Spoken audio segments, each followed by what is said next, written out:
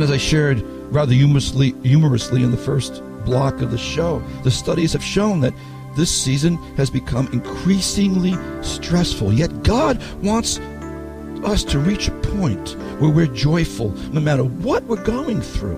And I mean genuine joy, not the kind of joy where you just smile and suck it up and call it joy, but an overcoming joy that bubbles up from deep within, a joy that surpasses all understanding. And I'm going to give you something that's going to be, I believe, a remedy. If your joy has been stolen, if you've been allowing the stress to come in, I'm going to give right now what I've dubbed the Open Up the Doors Christmas Challenge. And I'm going to be giving this challenge from now until Christmas as a way of reminder. I want to give you a challenge because I know it works. I know it works just from experiencing it myself. Because I guarantee you that if you will do this, you will find great joy. You will recapture that joy of Christmas past by returning to the true meaning of Jesus being the reason for the season. And here's the challenge I want to lay out. There are two things I'm going to challenge you to add to your Christmas list. Number one, excuse me. Number one, bless a perfect stranger. Bless a perfect stranger. Maybe that homeless person or that bag lady you've seen 100 times before standing in front of the grocery store or in front of the 7-Eleven. Or maybe just randomly walk up to someone and give them a gift card and tell them it's from Jesus. You know, I don't remember who told me the story, but it was back around Mother's Day. I really don't remember who told me it.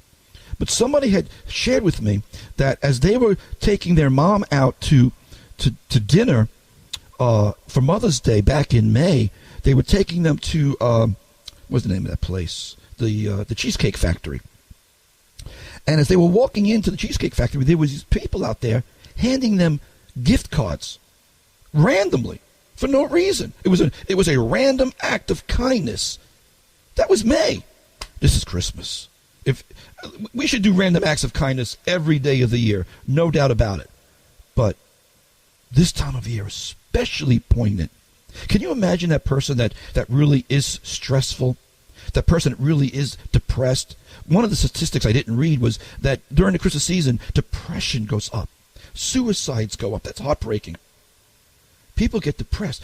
What if you just were standing out in front of the Cheesecake Factory like these people were back at Mother's Day and just handed out some gift cards for their dinner?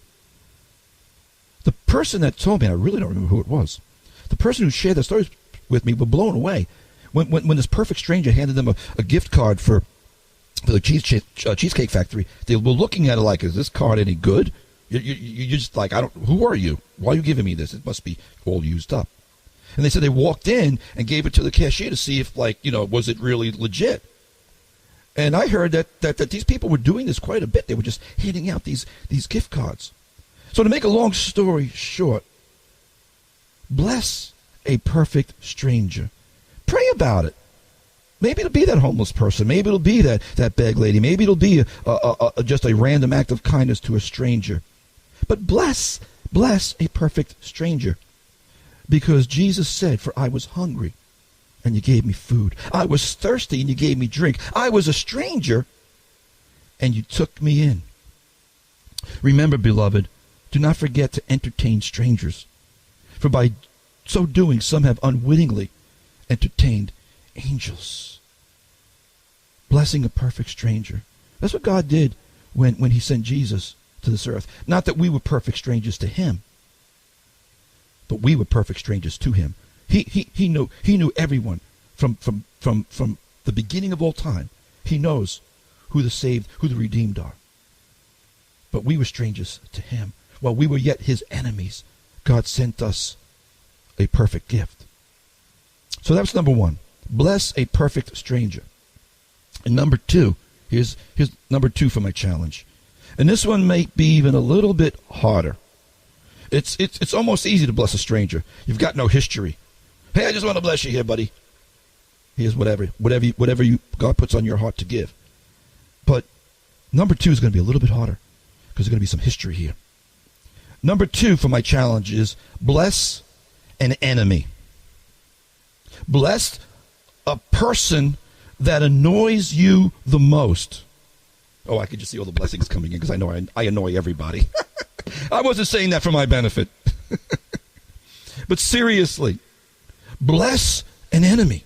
Bless that person who annoys you the most. The one person that you cringe to even think about blessing. Get them a gift card or whatever. Bless those that curse you. I'll guarantee you, you do those two things. You bless a perfect stranger, and you bless an enemy this Christmas. And I guarantee you, your stress level will plummet down to almost 0. And your joy level will soar to 100, because it is more blessed to give than it is to receive. Jesus said, give and it will be given to you. Good measure, pressed down, shaken together, and running over will be put into your bosom. For with the same measure that you use, it will be measured back to you. And folks, I'm not talking about some cheap prosperity gospel formula. I'm talking about the real heart of God, because that is the reason for the season. Stick around. I'll be back with more after this.